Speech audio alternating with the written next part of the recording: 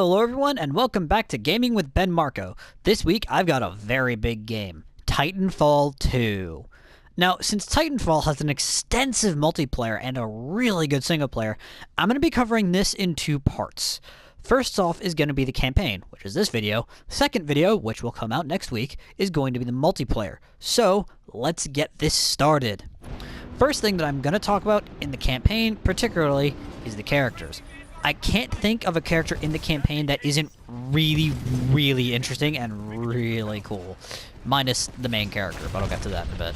Every single named character has a great personality. They're all distinct. They all have certain ways they act. You can, like, certain ways they do things. Even your Titan, who I'm piloting right now, BT, has his own way of speaking and reacting to things. He acts exactly like an intelligent and sentient, well, robot. AI thing. How do you classify that? Anyway, he acts exactly like a living being. He's got his own opinions, his own ideas, and his main job is to, keep you safe and follow your orders and, do what you tell him to. But that's fair, because, that's his job. That's what he's supposed to do. He is still, as intelligent he is, a machine. So he's going to be doing that. But that's the cool part. He acts exactly like he always does. The other character, too, the villains are all distinct. The good guys, they all have great and personalities. You can immediately tell who each one is over the comm line. You don't spend a second or two going, who's that? Do I know who that is? No, you know who everyone is right from the get-go if you've heard their voice before. You know who they are. Second thing I'm going to talk about, oh, hi there, Brute, is you can actually switch your Titan weapons on the fly quite easily. Now, since this is relatively early in the campaign, I picked this mission because there's not a lot of story stuff going on, so it's not spoilers, but you can easily switch between all of the weapons you see on the screen here when you get them. Right now, I only have the Expedition load up because I said I purposely picked a mission early into the game so you wouldn't get any story spoilers. I should get a new one soon. I think I get Tone very relatively soon. So that's going to be nice. It's going to be easy for you to see. Guy is going to see a nice new weapon type other than Expedition.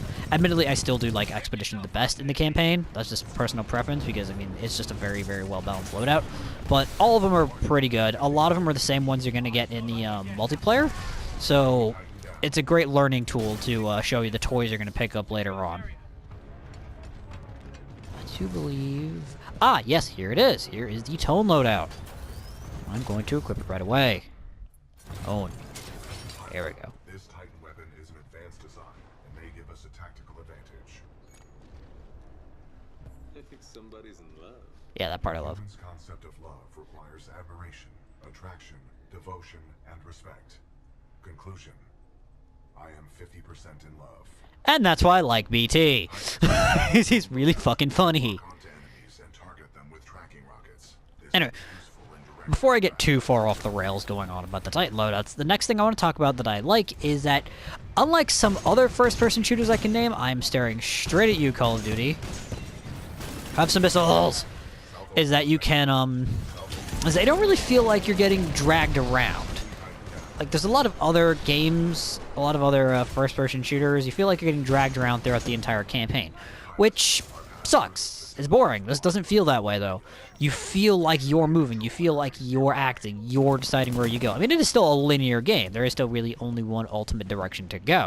It's still a first-person shooter. But it feels like you're doing it. It's nice. Because it just feels like you're more important. It doesn't feel like you're being dragged to set-piece moments. You are the set-piece moment. You are the guy in the 20-foot-tall, 40-ton war machine that I just got my ass kicked by the AI. But yeah, you are the guy in the 40-ton war machine. You are the guy with the giant guns. You're awesome. It's really cool. Now, unfortunately, as much as I like the campaign, I do have to talk about the downsides. First major downside is actually the main character. Funnily enough. Despite all my talk about the characters in this game and how fun they are, BT down there especially being one of them. BT is my Titan, by the way. Hey, BT. The main character is actually not one of them. He himself, he does talk, obviously. He does say things when you're not talking to him, when you're not having him talk, but he does ultimately still not have the most amount of personality beyond what you have him say. it's, I mean, he does say things on his own, but it's like generic question lines. A lot of stuff to help the help the player learn more about the universe, figure out what's going on. And it's never anything unique. It's never anything particular outside of the specific dialogue choices that you get to have him say. Which is a shame, because I would have liked him to have a character on par with BT.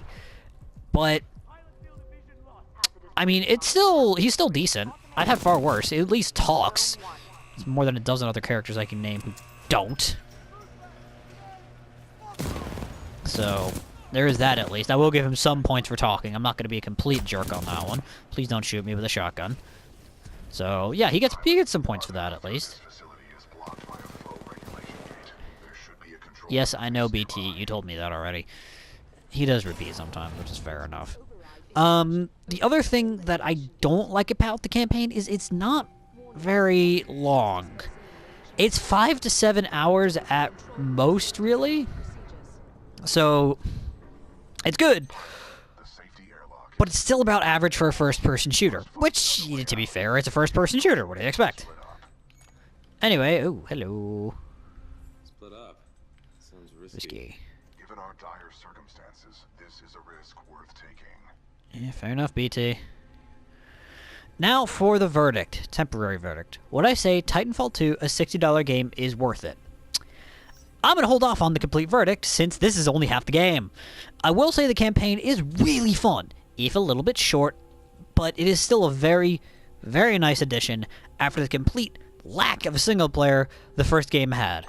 But, thank you, BT. But $60 is still a pretty penny for just a 5-hour campaign. So, is the campaign good? Yeah, but it's not worth $60 on its own. That's what the multiplayer is for, which I'll get to next video. Alright, everyone, thank you for watching. If you have any comments, just email me at bengamer24@gmail.com. Thank you all for watching, and see you all next time.